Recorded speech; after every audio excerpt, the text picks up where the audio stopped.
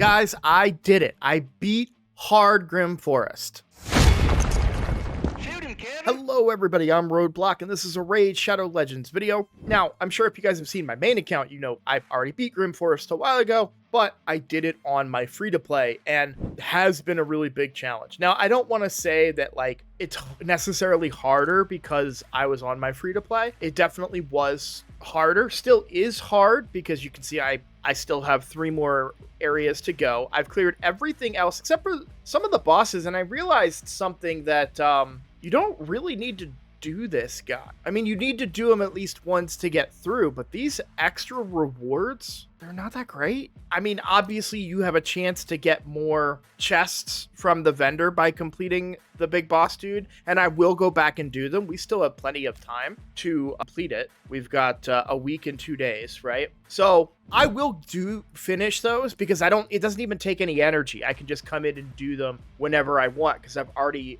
unlocked all of them. So, or most of them, I should say, because I think some of them I don't have unlocked. Like, yeah, because I didn't draw champions for it. Wait, I can draw champions for this? Oh, okay. So I guess just getting to it. Okay, I don't know how it works. Either way, that's really what I have left to do, but I just kind of skipped it. A lot of experience, don't get me wrong, like that will help you level up faster, but it's only, actually, yeah, the experience is only for the first stage even. So really, you know, if you do that 4 million, and you don't really care that much about these rewards. I know I didn't. Yeah, maybe a little tip there. I'm not sure. But yeah, I kind of skipped him. And mostly because I just don't have the heal support on this account to really take him on like I do on the main account. So it's a little trickier to take him on the free-to-play. And, you know, I don't really want to sit there for that many turns trying to beat him that much. So I just listen up. I just got a new promo link that you can use to follow along with me on my latest free-to-play adventure and get a free Elenaril as well as 3 more powerful epics as you level up. Here's how to do it. Log out of Plarium Play and uninstall. Click the link in the description and register with a brand new email. Launch Raid and complete the tutorial. Go to your inbox and claim your first champ. Don't miss out on your chance to get Elenaril right after signing up, as well as Fayne,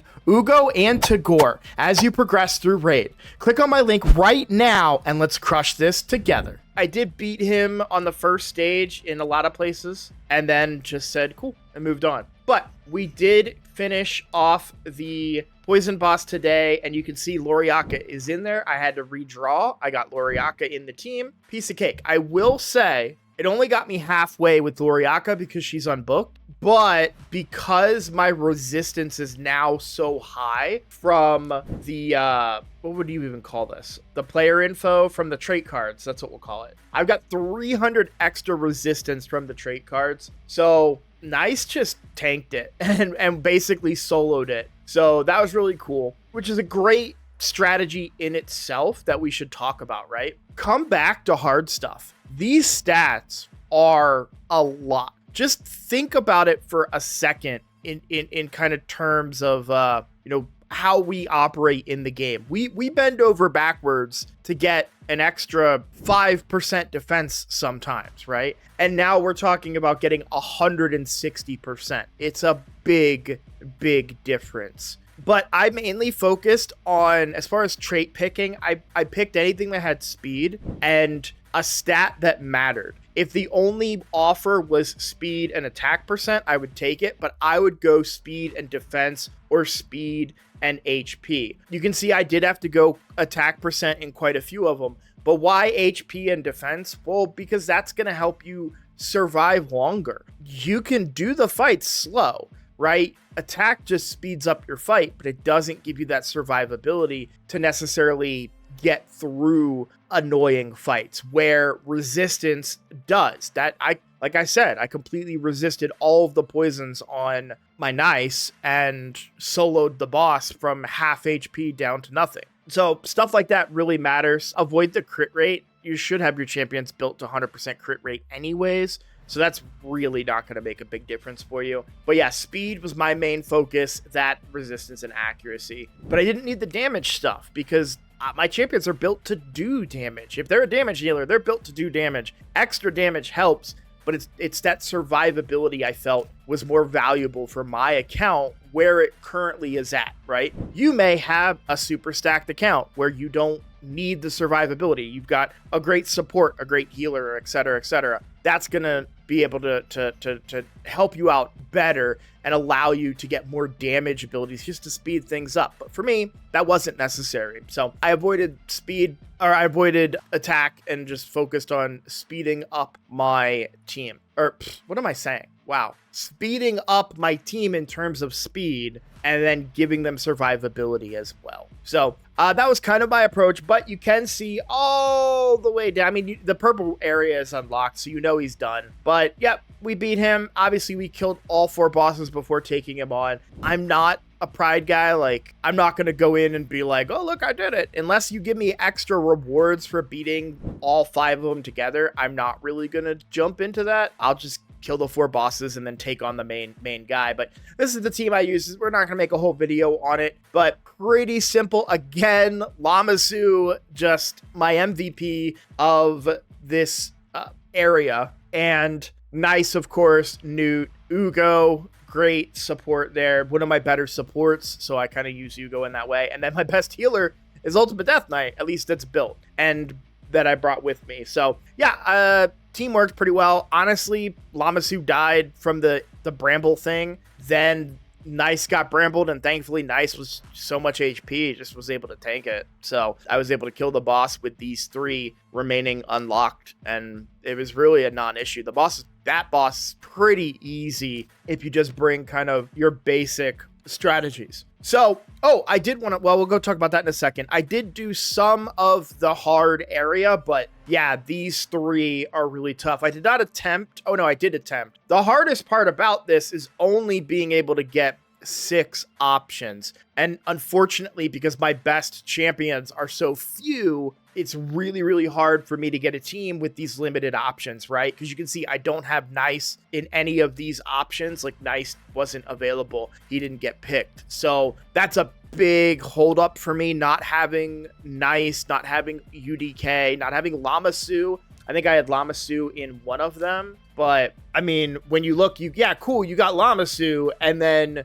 your damage dealers is Venomage, a pretty weakly built Nutcracker, and Skull Lord, who is great everywhere else, but not necessarily in this particular fight. So that is where I'm at. Now, I will keep re-rolling those areas and keep re-attempting to get some of my hard carry champions to help me further myself in those fights. This one was pretty close, but I just didn't have the killing power to take out the rest of the waves and just fight the queen by herself. So I think if I do get to a point, like if I get a Nice in this or something, I'll be a lot better off just because of how my gear is spread out across my champs. So yeah, but mostly this video is just me celebrating that. But the last thing I wanted to talk about was how impactful it is. So if I move myself here, now I only got 95. By the way, just so you guys know, this is my biggest pet peeve. I think at least for the first rotation, I feel like it should have been like a guaranteed 100 or something just to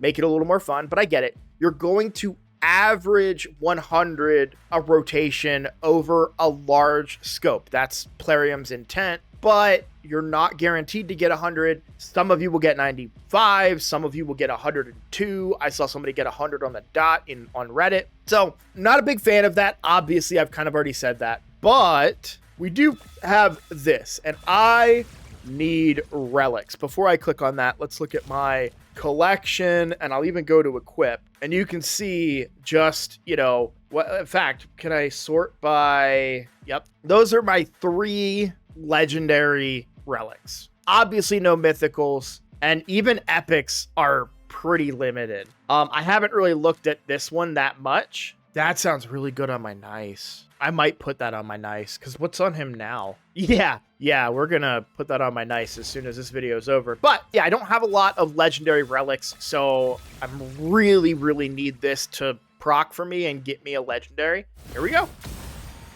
The wearer receives damage, 20% chance to heal themselves by 20% of the damage received. It's actually not that bad. I that actually might be really good in the Grim Forest itself. There's a few champions I could really use that on. So I'm pretty excited about that one, I'm not going to lie. But having an opportunity to get a mythical relic, and I say an opportunity, right? Because it's not guaranteed, but having that opportunity and the guaranteed chance at a legendary relic is really what I'm looking for. So a little disappointed I didn't get it already in the Grim Forest, but the good news is when the next Grim Forest rotation starts in 1 week, I can make a push, go find those treasure chests, find those mythical relics, and go ahead and craft a mythic, hopefully a mythical, but at least a legendary, and see what we can do. So yeah, either way, I just, that's me just celebrating and saying, hey, look what I did on my free-to-play. And yes, the free-to-play is 2 years old, and yes, this content isn't that hard, like we all got to be honest, but I'm still proud of my achievement because it was not as easy as it was on my main account. I'll just put it that way.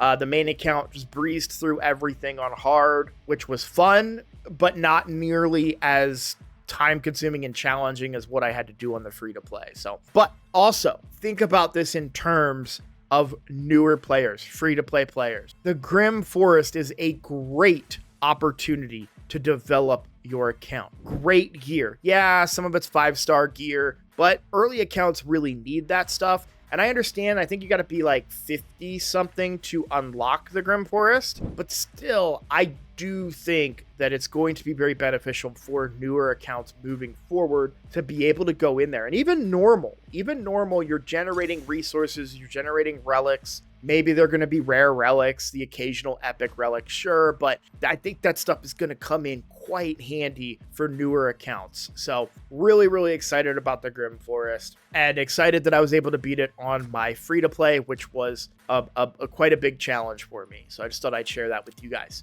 All right, well, I just want to say thank you guys for watching. If you're new here, please consider subscribing. It is the best way to support my channel, and I look forward to seeing all of you in the next video. Take care.